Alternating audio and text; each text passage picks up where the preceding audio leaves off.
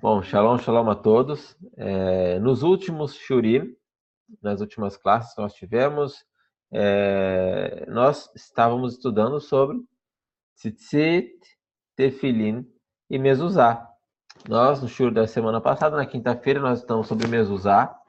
O shur está gravado, nós vamos postar bem em breve no site.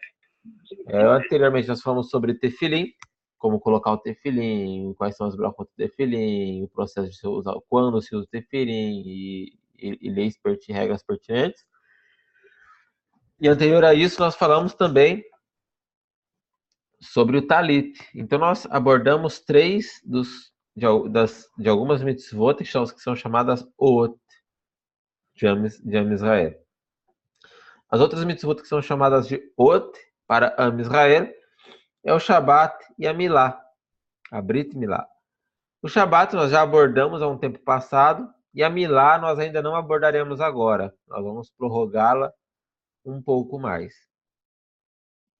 Nós temos agora esse mês de Mar Cheshvan, um mês de intermédio, um mês onde nós podemos utilizar para um tema esporádico, temas esporádicos. E há um tema que nós não abordamos ainda desde o início do curso até agora, mas é um tema muito importante, importantíssimo, que nós não podemos deixar de falar. É Tanakh. Vejam só, nós estamos desde o início do ano até então estudando muito, e muitos temas ainda faltam ser estudados, mas nós não abordamos o tema Tanakh, ainda não falamos sobre a Tanakh, o que é Tanakh, o que contempla a Tanakh, quem fez a Tanakh, aonde surgiu essa tal de Tanakh. Então eu tenho aqui um shiur, ele está em hebraico, tá bem? Mas eu vou ir traduzindo e vocês vão acompanhando, tá bem? Deixa eu colocar aqui na tela. Bravo. Sim. A gente estava falando essa semana exatamente sobre isso. Por que os rabinos não abordam muito sobre a questão de profecias, sobre a questão de Taná? A gente estava se sentindo assim falta disso, entendeu? De ver mais sobre profecias. Essa é uma pergunta muito boa, Eudá, muito boa. Mas eu tenho resposta exata para você sobre isso, para vocês entenderem um pouco. Veja bem, nós somos adultos, correto? Então nós estudamos quais temas? Temas de adultos. A Tanar, dentro da educação judaica, no que diz respeito à educação religiosa judaica, ela não chega na idade adulta. Ela chega muito antes. Muito antes. Então, por exemplo, até, vamos supor, quarta série, as crianças estudam Torá na escola, muita Torá. Estudam o Sefer Bereshit. Minha filha daqui nesse ano começa a ler o Sefer Bereshit. Ela está na primeira série. Sefer Bereshit, Shemot, vai indo. Quando chega na sétima série, eu acho, já estão completando o estudo da Tanakh inteira. Então, até a oitava série, porque a gente está falando de escolas religiosas, a gente não está falando de escola. A escola da minha filha tem aula de Alahá, a escola da minha filha tem aula de hebraico, lógico, tem aula de Alahá, tem aula de Midot Tovot, tem aula de Shurei Chaim, que são coisas necessárias para a vida. Então, assim, aparentemente os judeus não estudam muita Torá, muita Tanakh, mas é o contrário, a Tanakh ela é a base. Não tem como você estudar a base na frente. Tudo que as pessoas... Mas você tem que considerar a gente assim, como criança. Nós estamos agora. Não, exatamente. A gente também está abordando isso. Mas qual é a minha explicação, Judá? A explicação é porque, às vezes, as pessoas pensam isso mesmo. Que os rabinos não falam muito de Tanakh, não falam muito de profecias. Por quê? Porque são temas que já foram vistos, já eram para ter sido visto muito tempo atrás. Muito tempo atrás. Então, por isso já não é mais abordado, porque são assuntos resolvidos. Profecia, por que não se aborda a profecia? Porque a gente já sabe o que significa, já sabe o que foi e o que vai ser, então não tem por que ficar discutindo, entende? são temas fechados. Então, no judaísmo, imagine você, já faz 3.000 anos, quase 2.500 anos, a maioria dos livros, 3.000 anos praticamente, que nós temos a Tanakh em mãos. Em 3.000 anos se estudou, e já a maioria dos problemas, grande maioria dos problemas já foram resolvidos. As profecias já têm suas interpretações, os sábios já, quando não, já foram dadas as interpretações, já estão escritas essas interpretações, então não tem muito que dialogar sobre. A pessoa tem que ler, tem que aprender e pronto. Compreende, Eudá? É diferente da mentalidade, por exemplo, de quando as pessoas estão dentro do cristianismo ou saindo do cristianismo. Por que é diferente? Muito diferente. Que dentro do cristianismo ou saindo do cristianismo, as pessoas começam a descobrir muitas coisas. Descobre muitas coisas. Ah, esse texto está errado aqui, esse texto está errado ali. Ah, essa profecia pode estar falando disso. Aí vem outra pessoa que pega um texto que não tem nada a ver e fala, não, mas está falando daquilo. Então, aparentemente, as religiões cristãs, elas estudam mais, mas na verdade elas não estudam, na verdade elas não sabem nem para onde estão indo. Entende? Eles estão perdidos entre si mesmos, rodando em círculos, porque não sabe hebraico, porque não sabe a origem dos textos, porque não sabe para onde vem, para onde vai cada texto, então eles ficam tocando em círculo. E nós E não. dão a sua própria interpretação, né? E dão sua própria interpretação. Nós não.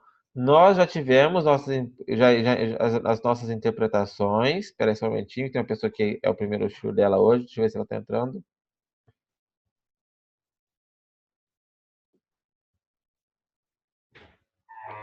Então, no nosso caso, nós já temos essas interpretações. Então, não tem por que ficar reestudando. Já tem a interpretação. Lê, estuda Urashi, estuda o Ramban e os grandes sábios que interpretaram, e você já tem a resposta. Compreende? Então, para nós é muito simples. Então, para resumir o tema, responder definitivamente, o motivo de aparentemente não estudarmos muito é porque o que tinha que ser estudado já foi estudado. Tá bem? E quando a pessoa chega no cristianismo, o foco é aprender a vida judaica, aprender a prática judaica. Então, o judaísmo na prática, a Tanakh já foi estudada para dar essa prática. Então, não tem por que estudar muito mais agora, recomeçar a estudar a Tanakh inteira, porque querendo ou não, é muita coisa. É muita coisa. É quase o triplo do Talmud, entendeu? Em conteúdo. E o Talmud, só o Talmud se demora 7 anos para estudar. A Tanakh, se você for chegar no judaísmo e querer reestudar a Tanakh inteira, está perdido. Não vai conseguir evoluir. Não vai evoluir. Porque vai surgir aquelas perguntinhas e você vai dar linha para, vamos falar assim, vai dar linha para pipa. A pessoa ainda não tem fundamento judaico, ela ainda vai continuar lendo o livro sem saber a interpretação correta e vai continuar perdida. Então, quando a pessoa chega no judaísmo, qual é o primeiro ponto? Ensinar a prática. Assim nós fazemos, assim nós nos conduzimos e assim é o nosso caminhar. Tá bem? Então, vamos lá. Nós vamos falar hoje, já falamos, né, sobre a Tanakh. Aqui tem uma timeline da história judaica, essa é uma timeline muito boa, que eu sempre gosto de utilizar ela, tá ok? De quando nós estamos falando, de quando foi o período em que nossa Tanakh ela foi escrita, vamos dizer assim.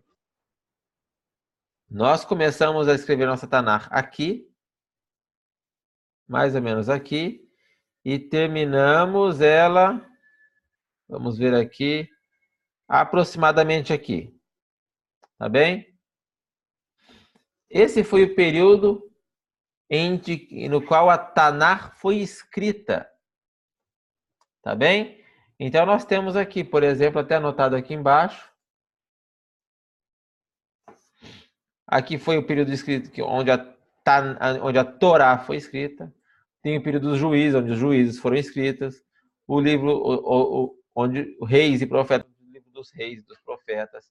e os Ketuvim, a maioria deles foram escritas, e aqui onde os livros finais foram escritos.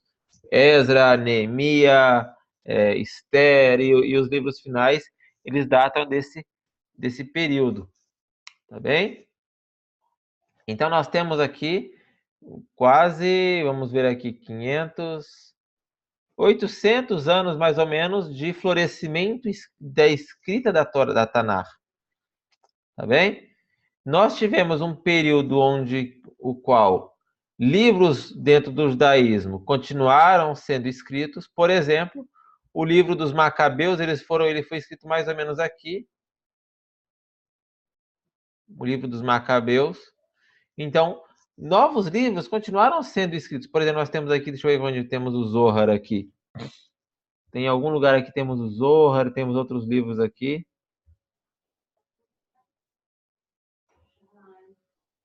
Bom, não consegui encontrar. Mas temos outros livros que foram continuando sendo escritos durante todo o período, de toda a vida judaica, de toda a história judaica. Porém, não entraram no cânon. Amanhã, quarta, quinta. Quarta, quinta.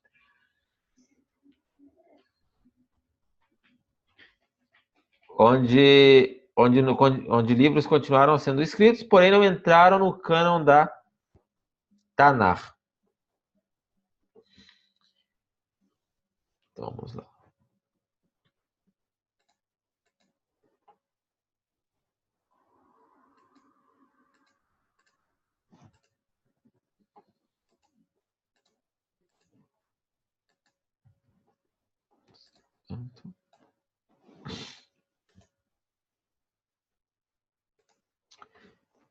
O que quer dizer Tanakh?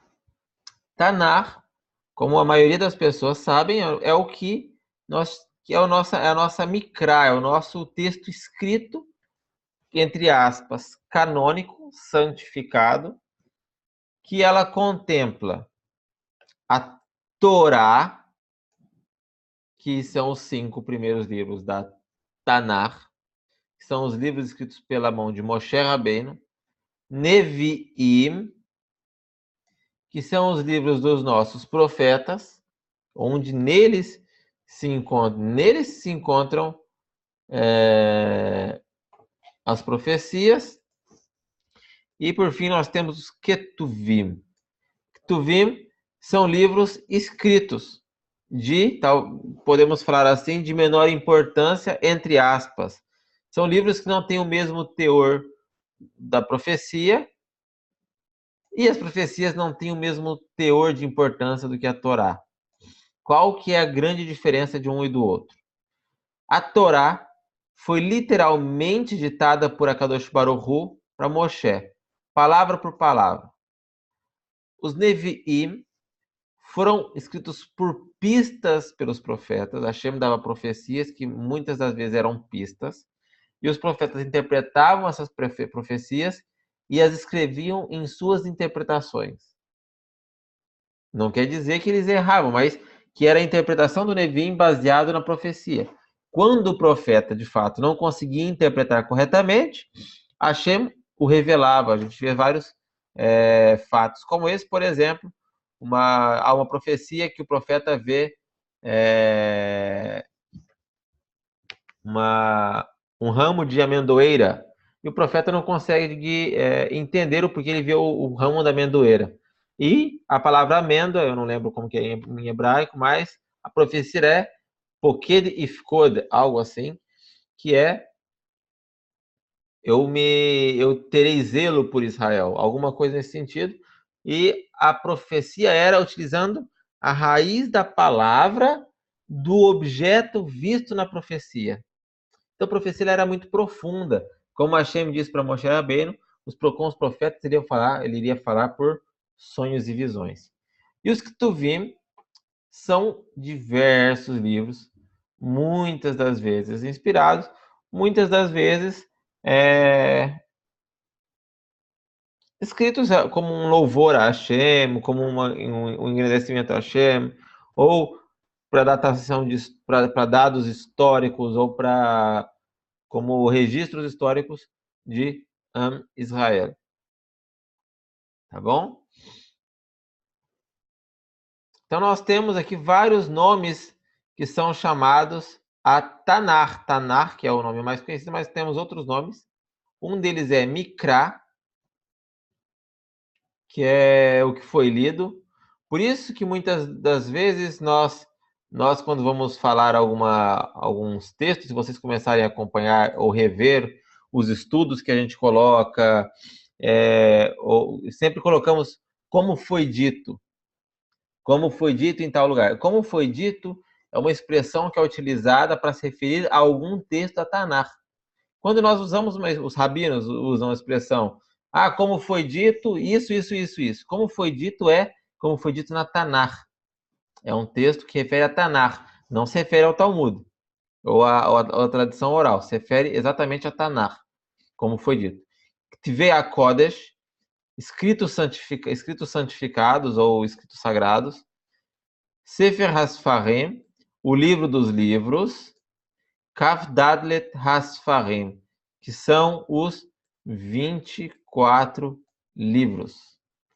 Tá bem? Sim. Shalom. Shalom. Quando teve o concílio de Avni, não me ocorre na memória agora, 180, foi organizou todo o quadro analítico do Tanakh Rabino e Ahunan Ben Zakkai, não foi? Foi o Hanan Ben Zakkai. Muito bom. Então, nós temos 24 livros. 24 livros, o número de livros da Tanakh é 24. O número 24 em hebraico se escreve com Kav Dalet.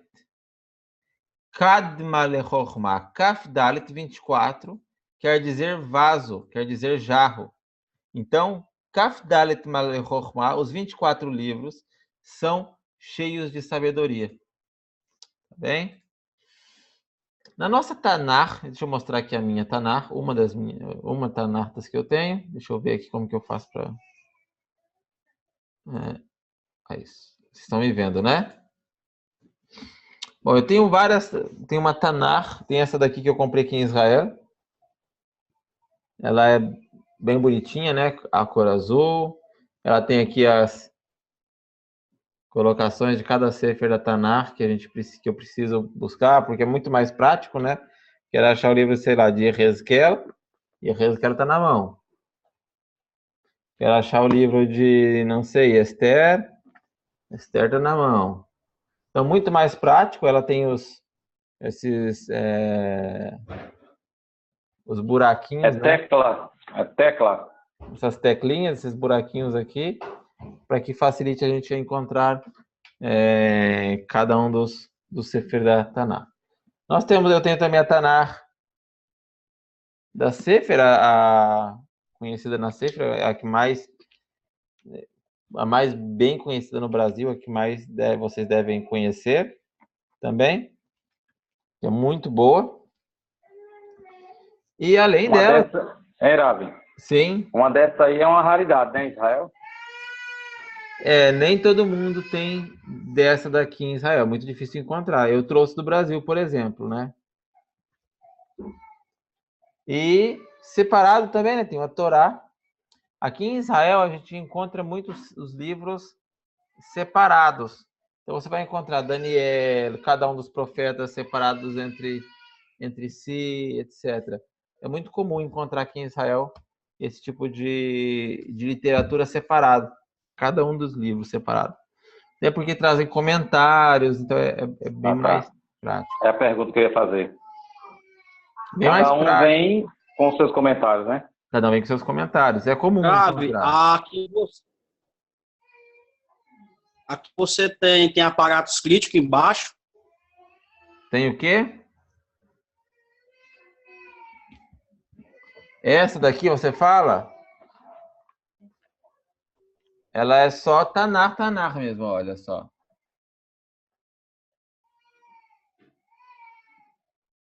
Viram? Só Tanakh, ela não tem comentários essa. Mas ela tem as pontuações maçoréticas para melodias. Tá bem? Ela não tem nenhum tipo de... O que ela tem aqui, olha só que interessante. Ela tem um apêndice no final. Porque acontece o seguinte, na Tanakh, muitas das vezes... Deixa eu ver aqui, essa pergunta. Sim, seria a Bíblia hebraica da Sefer, mas em hebraico.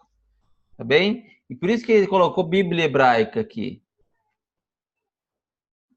Porque, na verdade, a Tanakh é o hebraico, em hebraico. Aqui não chega a ser Tanakh, é a Bíblia hebraica.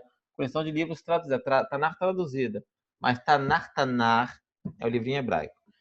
Na Tanakh, olha só que interessante isso. Aqui, no fim dessa Tanakh, ela tem aparentemente é um dicionário, né? Então, deixa eu mostrar para vocês aqui.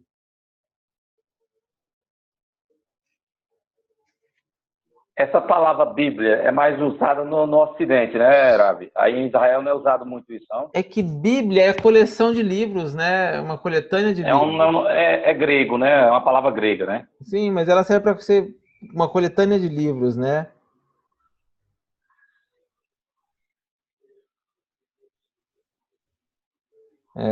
Vem do grego Bibles, que é pequenos livros. Sim. Nós temos... Aqui a gente usa Tanakh mesmo. Tanakh porque é a forma hebraica de se referir. Nós temos algumas... Aqui o senhor tem da versão do Código Sinaítico, é? Como? É da versão do Código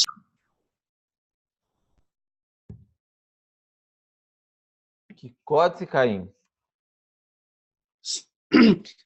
do Código Sinaítico é que você tem, né? Eu não entendi a pergunta. Não sei o que quer dizer Códice Sinaico. Não, o Código Sinaítico é um dos manuscritos mais antigos da época rabínica. Tá entendendo? É isso que eu quero implementar. Sim. A gente, na verdade, tem uma única Tanakh. Toda Tanakh é Tanakh igual. Aqui em Israel não tem Tanakh. Essa Tanakh é desse tal. Todas as Tanakh são iguais. O que muda é que existe uma outra nova tradução de Tanakh para o hebraico moderno. Tá bom? Isso tem uma Tanakh para o hebraico moderno. Por que a Tanakh? Ela não foi escrita em hebraico moderno. Ela tem um hebraico rebuscado, um hebraico antigo. E é diferente. Então, existe a Tanakh hoje no hebraico moderno, onde a pessoa pode entender com mais facilidade. Quem não é habituado com a literatura rabínica, ou quem não é habituado com palavras que eram específicas de uma geração, e assim sucessivamente. Compreende? Então, vamos lá. Na nossa Tanakh, seguindo aqui, nós temos os primeiros livros são chamados de Torá. Torá, que são os livros que foram ordenados por Hashem para Moshe. Tá bem? Na Torá, nós temos 5 livros. Por isso a Torá também é conhecida como Hamishah Humshei Torá. Ou também Humash. Humash, Hamishah Humshei Torá e Torá são as formas com que são conhecidas o Sefer Torá, que são 5 livros que foram ordenados para Moshe. O primeiro que nós temos, Sefer Bereshit, que trata de narrar desde a criação do mundo, Noah, Abraham, os filhos de Abraham e a descida para o Egito. Essa é a função de Bereshit. A grande função de Bereshit é narrar como que os judeus, os hebreus, foram parar no Egito. Essa é a grande função do Bereshit. Bereshit, por si só, não teria muito sentido em narrar a criação do mundo. Não tem porquê. Na verdade, é uma narrativa desnecessária no Sefer Torah. Talvez Hashem colocou lá só para falar, olha, todos os deuses aí falam que eles criaram as coisas, quem criou fui eu. E coloca essa história aí e vamos seguir para frente. E de verdade, se a Hashem fosse querer narrar toda a sua criação, literalmente, não teria livro que caberia toda a sua criação. Então Hashem, tanto que é tão priorizado assim, a história da chegada até o Egito. Então esse é o objetivo de Bereshit, narrar como os Bnei Israel foram parar no Egito. Shemot, como saíram de lá, Har Sinai e primeiras mitzvot, como povo, Vaikra são os principais normas de como comportar-se com relacionamento ao Beit HaMikdash, tem leis sobre Leviim, tem leis de Kedushá, tem inúmeras leis relacionadas a isso, tanto que no português é chamado de Levítico. Bamidbar, o início, Bamidbar ele é dividido em três, na verdade. Até o 10 alguma coisa e depois do 11 alguma coisa para frente. Até o 10 ele narra sobre alguns fatos no deserto e sobre a criação do Mishkan.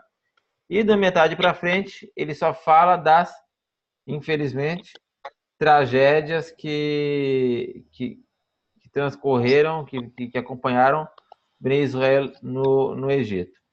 No deserto, desculpem. Alguém está com o microfone ligado? Por favor, poderia desligar? Eu não sei quem é. Eu não consigo ver e não consigo desligar aqui. Consegui. Enfim. Então, Bamidbar, esse é o objetivo. E Dvarim é uma coletânea de temas e de alachot, de mitzvot, de toda a Torá. Tá bem? Lógico, tem muito mais coisas em toda o Sefer Torá, porém, principalmente são esses. Nevi'im já é um pouco mais longo, tá bom? Nós temos aqui vários Nevi'im. Então, em primeira instância, nós temos Yoshua, que é Josué, Shoftim, Shmuel Aleph Bet, Melachim, Ishayahu, Irmiyahu, Yehezkel e os 12. E os 12 profetas. Nos Nevi'im, nós começamos por Yehoshua, que é a saída a entrada, na verdade, em Eretz Israel. Shoftim é o período onde Am Israel era julgado por juízes, consecutivamente tinham também Nevi'im presentes. Shmuel Aleph Bet é o momento onde os reis começam a surgir em Am Israel e os profetas eles passam a ter um papel também administrativo dentro do governo.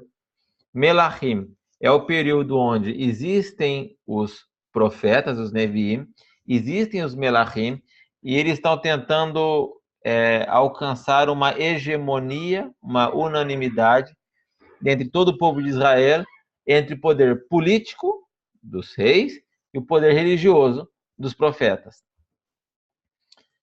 Como nós todos sabemos que não deu muito certo, isso, Ishayahu, Irmiyahu e Yehezkel, eles precedem calamidades, que é o cativeiro babilônico. Então, toda a profecia deles é centralizada nessa decadência de Am Israel. Ishayahu profetiza basicamente, tá bom? Eu estou falando isso muito resumidamente, tá bem? Ishayahu, ele profetiza basicamente sobre essa queda de Am Israel e que Israel teria um retorno futuro. Irmiyahu, ele profetiza basicamente para que Am Israel retorne ao caminho correto e que, se não retornasse, seriam julgados, e muito drasticamente. E Ezequiel já tem um outro nível de profecia, que já a gente comenta. E os 12. Todos os 12 profetas, eles profetizam sobre o arrependimento e eles vislumbram a paz com que a Israel vai alcançar no fim dos dias. E Ezequiel, ele tem uma profecia diferenciada de praticamente todos os profetas. Não que ele tenha visto coisas diferentes, mas que a sua profecia era interpretada e catalogada e escrita, era registrada por uma ótica diferente. O que isso quer dizer? Vamos supor que eu sou filho de um rei e eu vivi toda a minha vida num palácio. E o Ishai, uma outra pessoa, ele é um plebeu, ele vivia no campo, sempre morou no campo, e um dia ele foi convidado para entrar em um palácio de um outro rei. E eu fui junto com ele.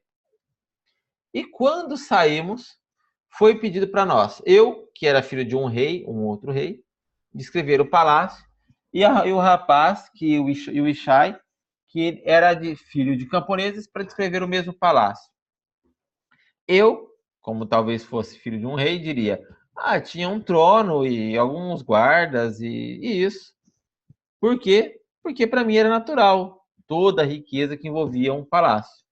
Para o filho do camponês, quando ele fosse descrever, ele ia tentar descrever em mínimos detalhes, porque seria um vislumbre para os seus olhos. Quantidade de guardas, o ouro, as cadeiras, como as pessoas estavam vestidas, tudo que envolvia o andamento do palácio, ele iria descrever a comida, tudo. Então, essa é a diferença de Ezequiel para os outros profetas. Yeshayahu, ele era de família real, então a realeza era natural para ele. Então, tudo que acontecia pertinente ou relacionado a assuntos de ver a Merkavá, de ver o trono da divina presença, Yeshayahu tratava com muita naturalidade. Enquanto Ezequiel, tudo que ele via era um vislumbre para os seus olhos, tudo que ele conseguia ver era muito impressionante. Então ele descrevia em minúcias, o que também era errado, porque levava as pessoas a interpretar de forma... em tentar materializar o que Ezequiel queria ver. Então nós já vimos que a profecia não era dada literalmente. Então tudo que era visto também não era para ser escrito literalmente. O livro do profeta Ezequiel, ele é muito profundo por isso, porque ele tenta descrever uma profecia como foi vista e não a interpretação da profecia, que é o que todos os outros profetas basicamente faziam. Depois do livro dos Neviim, dos livros de Neviim, nós temos o terceiro grande périclo, o terceiro grande capítulo, que são os Ketuvim. Ketuvim, está dando para vocês acompanharem utilizando o hebraico, tá? Ou está muito difícil? Cara, só uma pergunta, Rafa. Sim. No quadro anterior, você botou lá, tinha lá Neviim, Aharonim. Quer dizer que eram os profetas do tempo de quê? São os primeiros profetas e os segundos profetas, e os últimos profetas. Aharonim não é depois, Aharon pode ser últimos, entendeu? São os últimos profetas antes da destruição, antes do cativeiro babilônico. Tá bom? Muito bom, muito bem observado. Sim. Ravi, só um detalhe. Eu tenho uma pergunta que, na época que eu estudei crítica textual, essa pergunta ainda soa hoje. Então, assim, nós não temos certeza de que... Aliás, nós temos a certeza de que a Torá é inspirada, sim. Agora, sim, a pergunta é: quando foi delimitado capítulos e versículos. Foi na Idade Média, aprendi na crítica textual. Então, eu queria perguntar ao senhor, quando foi detalhada essa questão do capítulo e versículo na Torá? Os capítulos da Torá, os 54 parashiot da Torá, a gente já vai ver daqui a pouquinho, tá bem aqui na frente, deixa eu ver onde está isso. Tá mais, opa, fiz algum botão aqui. Aí. Tá aqui na frente, a gente vai falar um pouco sobre isso, deixa eu ver. Tenho certeza que tinha que falar. Acho que fôssemos falar. As 54 parashiot da Torá, elas foram colocadas por Ezra. Ezra Sofer, ele introduz as 54 parashiot da Torá, porque ele identificou, a gente falando um pouco sobre soluções. Ezra identificou que Israel, na opinião dele, havia se afastado de Hashem por deixar de estudar a Torá de forma organizada. Na Torá, subentende-se que há uma mitzvah de estudar a Torá. Porém, na Torá escrita, não existe uma ordem de quantas vezes você tem que estudar a Torá, em quanto tempo. Então, assim, você pode falar, vou estudar a Torá uma vez por mês, uma vez por ano, eu dou uma lida na Torá e tudo bem. E Ezra entendia que esse distanciamento, essa falta de apego à Torá, ela era prejudicial, ela foi o que causou uma das destruições, o grande prejudicial de Israel. Então, por isso que Ezra ele se dedica tanto a fazer letaken, não é corrigir, ele se dedica a... Que palavra eu posso dar para um português para usar esse letaken? Arrumar, né, a Torá, né? Não seria arrumar a Torá, porque se a gente falar arrumar a Torá, parece que ela estava errada, ou que ele corrigiu alguma coisa. Não do texto, mas arrumar o modo de se estudar ela. Exatamente. Né? Então, ele fez um plano de estudo. Um plano de estudo, exatamente. Então, ele dividiu em 54 parashiot, basicamente. No futuro, muito provavelmente, quando começaram a fazer a versão dos 70, que começou a se introduzir uma subdivisão desses textos, tá bem? O que também não é uma coisa que pega, vamos falar assim, não é um tipo de coisa que mudaram a Torá por conta dos dos pontos, dos números. Na verdade, é até bom para conseguir achar essa localização e tudo, tá bem?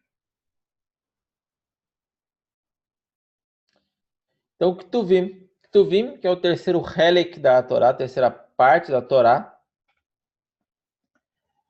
nós temos no início deles 3 grandes livros, Tehillim, Mishlei e Iov, que é Salmos, Mishlei, Provérbios e Iov, Jó, são os livros da Emet, livros da verdade. Por que estão chamados livros da verdade? Porque Aleph, Mem e Tav formam a palavra Emet. Tá bem? Então, nesses livros nós temos muitas coisas, canções, tefilot, palavras de sabedoria, e assim sucessivamente. Desses livros, o Iov, ele, segundo opiniões, data de antes mesmo da Torá. Para vocês verem, Iov é um livro tão antigo quanto a Torá, tá bom? Nós temos as 5 cartas, Hamesh Megilot. Cada uma das Megilot, das 5 cartas que nós temos, aqui estamos, nós temos uma referência a uma festividade da Torá. Por exemplo, Shir HaShirim, Pesach, Migilat Ruth, Shavuot, Eirá, que é Lamentações, nós temos em Tisha B'Av. Kohelet, nós temos em Sukkot. E Esther, nós lemos em Purim. Bem? Então, cada uma das Miglot, elas têm um relacionamento com a própria festividade e com a leitura em uma data especial do nosso calendário. Temos o Sefer Daniel, que é uma incógnita, né? Como pode ser que Daniel não é um profeta?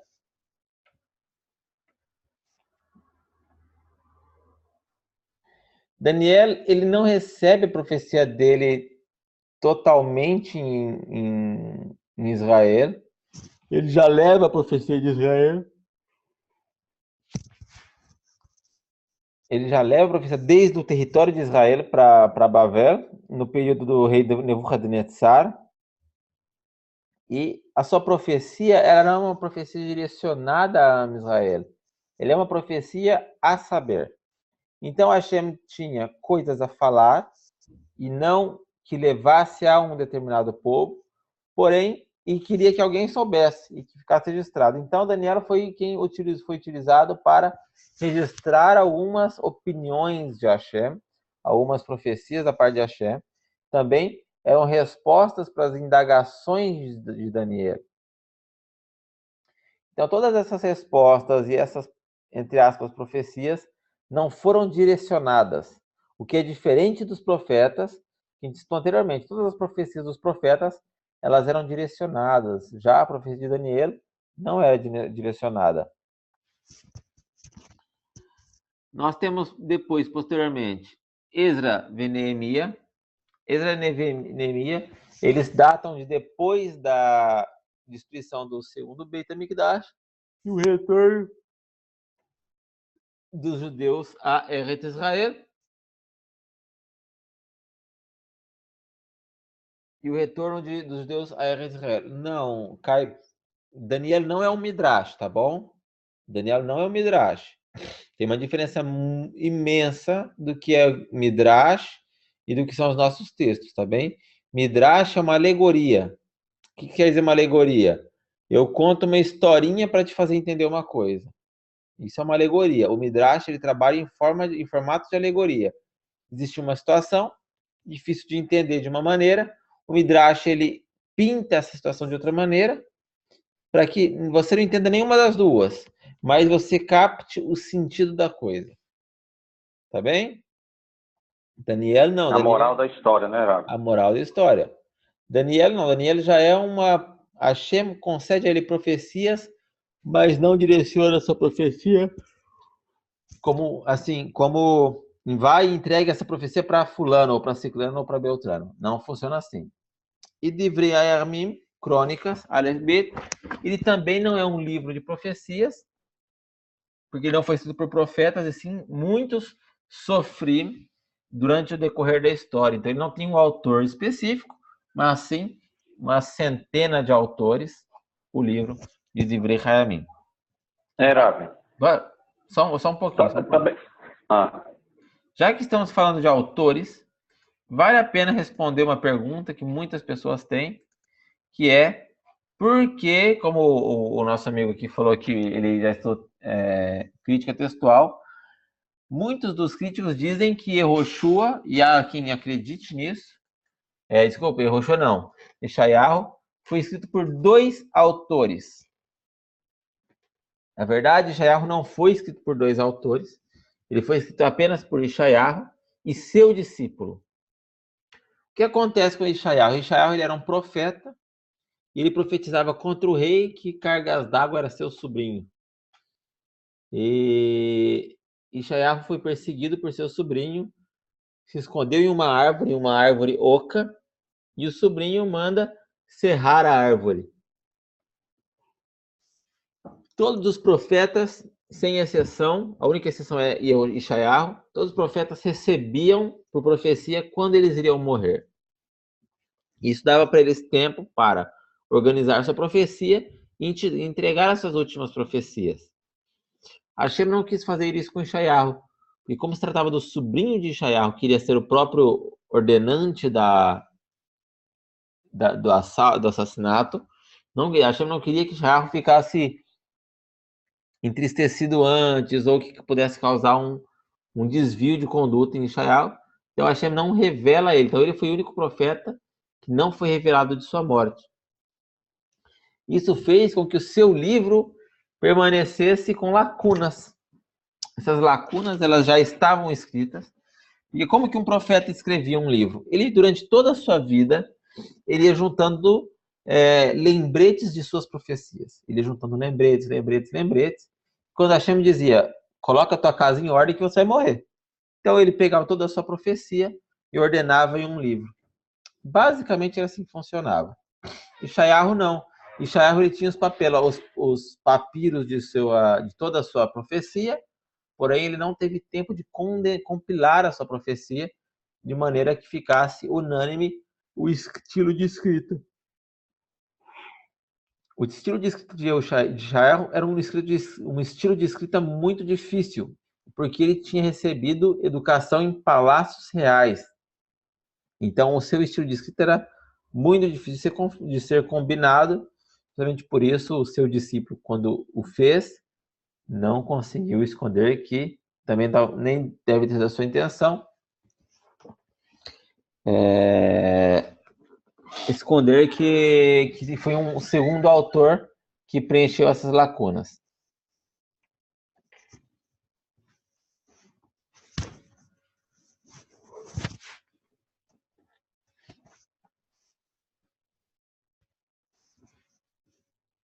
Quanto mais para o início, mais Kedushá um livro tem, e quanto mais para o final, menos Kedushá esse livro tem. Então essa é mais ou menos a ordem com a qual os livros eles foram escritos. Nem todo livro tem a sua autoria, e muitos livros têm autorias duvidosas, muitos livros se atribuem tudo a um autor, enquanto não é um autor só, por exemplo. Sefer Bereshit, desculpem, Sefer Tehillim.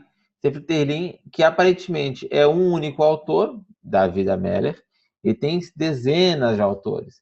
Muitas pessoas escreveram seus Tehillim e acabaram sendo agregados ao Salmos de David, que na verdade é somente Tehillim.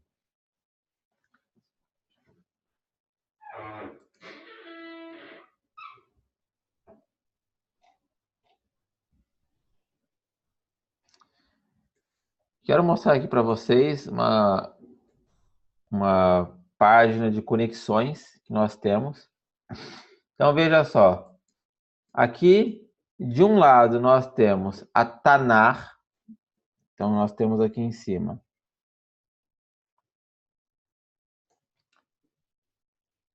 Tudo que diz respeito a Tanar, todos os livros da Tanar, nós temos aqui, ó. Torá, Nevi'im e Ketuvim. São todos os livros da Tanar. E abaixo nós temos Shisha Sidrei Mishnah. As 6 ordens da Mishnah. Brahot, Shabbat, Yevamot, Babakama, Israel, e aí, etc. Nós temos aqui os Shisha Sidrei Mishnah. E o que eu acho muito lindo, impressionante, é como um se conecta com o outro de uma forma tão intensa. Então, nós podemos ver aqui pelo site da Sefaria. A Sefaria é um site que conta com esse cálculo de conexões, quantas vezes cada livro foi citado em todo o Talmud. Isso é tão fantástico que, por exemplo, quero saber quantas vezes o livro de Yehezkel, olha só, cliquei no livro de Yehezkel, quantas vezes ele foi citado em todo o Talmud. Olhem que impressionante. E você fala, eu quero saber sobre o capítulo, não sei, 39:15. Aí a gente já sabe que ele foi citado em Moed Katan, exatamente aqui. Então, é impressionante como a tecnologia de análise textual usada para Tanar e para livros assim tem evoluído. Para quem começa a estudar Tanar, que é o que nós vamos fazer por algumas semanas, nós também temos o 929. 929 é um site israelense que trata de trazer todos os dias leituras e é lido. Vamos ver se vocês conseguem escutar. יהושע פרק א' ויהי אחרי מות משה עבד אדוני. Ele traz capítulos diários, todos os dias, novos capítulos lidos e comentados, e os livros também, todos eles são... 929. Quem sabe por que é 929? Quem pode me falar por que é 929? É porque é um código. De supermercado? Da onde que é esse código? Não, é porque é um código. O que é 929? Um código... Mas Não esse respondeu código nada. aí é do hebraico. Você não respondeu nada. Não respondeu nada, né, Yodá? Não respondeu nada. Tá vendo aí não o código aí? Só olha aí o código. 929. É tete, bete e tete de novo. Não, 929, são 929 capítulos que tem toda a Tanakh, tá bom? Mas a tua tentativa foi boa. Então nós temos aqui, por exemplo, vários livros, né? Todos os livros da Tanakh, nós temos Torá, vamos ver aqui, Shemot. Nós temos aqui Shemot. Esse daqui é todo o capítulo de Shemot, olha só, todos os capítulos de Shemot.